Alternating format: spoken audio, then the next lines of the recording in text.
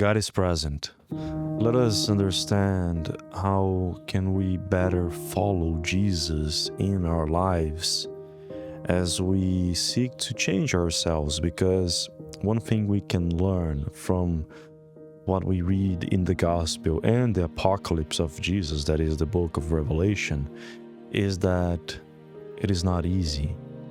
We will face challenges, that's for sure.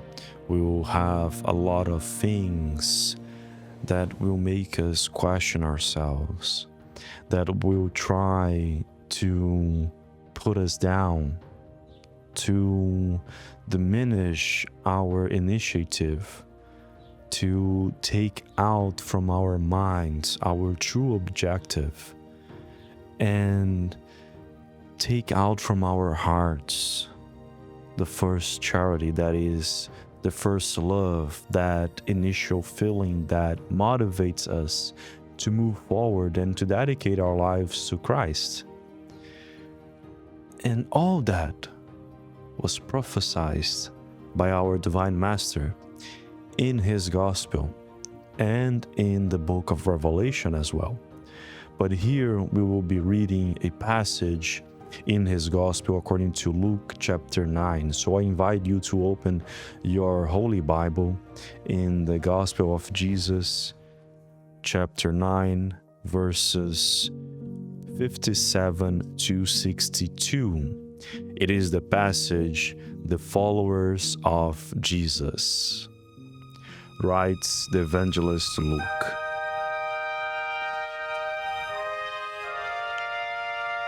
As they were walking along the road, a man said to the Divine Master, "I will follow you wherever you go."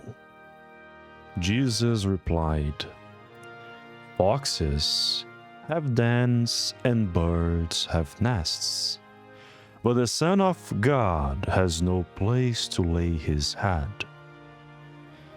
He said to another man, "Follow me." But the man replied to Jesus, "Lord, first let me go and bury my father."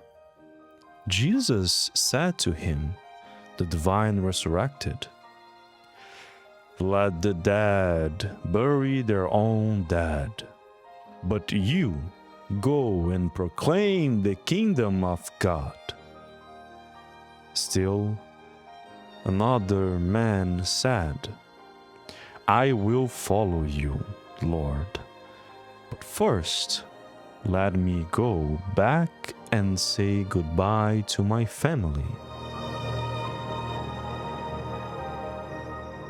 The begotten Son of God, Jesus Christ, replied to him, "No one who puts a hand to the plow and looks back is fit for service in the kingdom of God."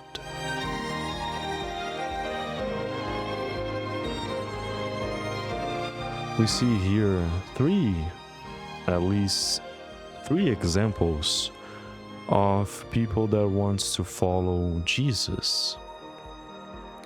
And this talks to us about what we want to discuss today, and that is acceptance. When we truly accept our spiritual mission here in this world. First, we have a man that says quite directly to Jesus, "I will follow you."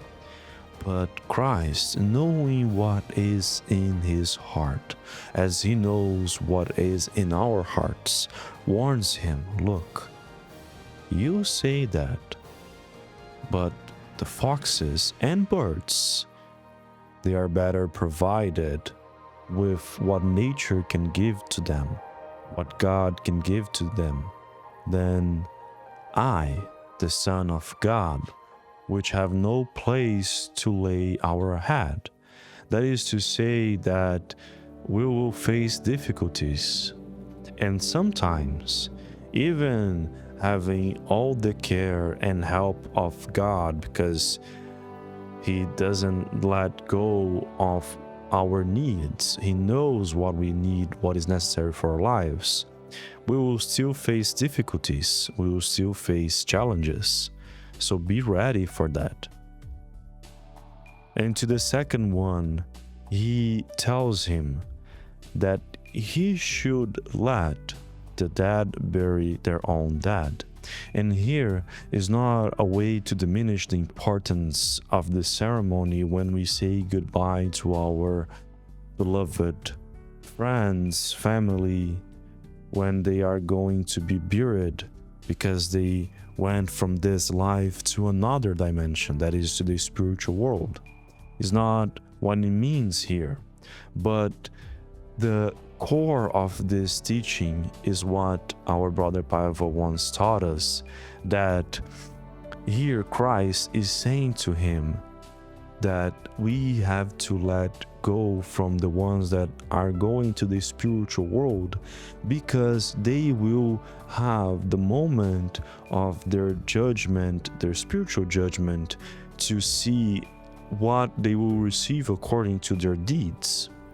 So here is for us to understand that when we go through death and go to the spiritual world, we will face the reward of our deeds.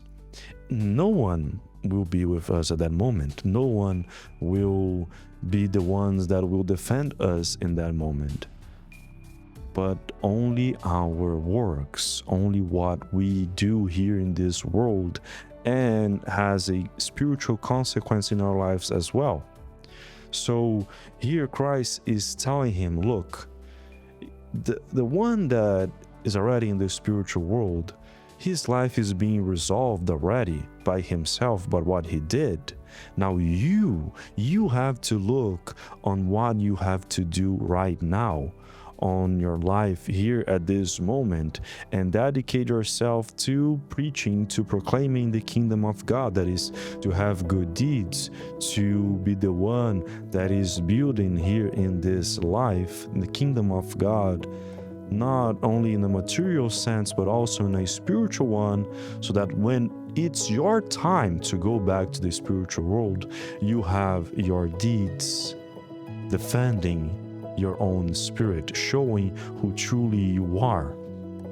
And the third one here is when most of the times when we decide to change, when we have that first initiative to follow Jesus, to act according to his principles, to his teachings, and when things get hard, we question ourselves and start to look back. Oh, it was way better how it was in the past, and not right now. Now it's too difficult. I'm not being able to handle it. I cannot see a future for myself. I cannot move forward. And we be stuck to that feeling. We be stuck to what is in the past, thinking that what is in the past is way better from what we are now having in our lives, even if it means to fight, to dedicate our lives to a challenge, to face that challenge.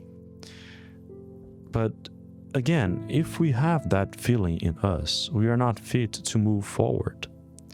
So here we see three principles that Christ is giving to us to think really about before deciding to follow him, and before we get to a point in our lives where we start questioning our own choice and try our best to give up from the changes, from what we acquired and conquered in the name of Christ, in the name of the Son of God. And those three things are perseverance, work, and trust. So if we want to follow Christ, we have to be willing to persevere in his teachings. We have to be willing to work for his name, and we have to be willing to trust in what he is giving to us, even though we don't know the future, but Christ does. God knows, and they are the ones that are guiding us. So when we accept those three principles, when we truly work in ourselves to persevere, to be active in the name of Christ, and to trust in His vision, even though we don't know what is waiting for us in the future, we will be following Christ in a natural way. And the challenges that we will face will serve to us as steps to move forward and to reach God and Christ in the divine realm that they are, and feel their peace, their love in our lives, knowing that no matter the challenges that we face, no matter the difficulties that may show to our lives, we are with God and Christ, and we know that they are protecting us, they are guiding us, and they are giving us the strength to move forward. It is as our brother Paiva teaches us, whoever trusts Jesus does not waste time, because He's the only friend who never abandons a friend in the middle of the way. So let us not be the ones that abandon Christ in the middle of the way, as we already decided to move forward to follow Christ in this life. Let us accept in our hearts that we can overcome anything when we are with Christ.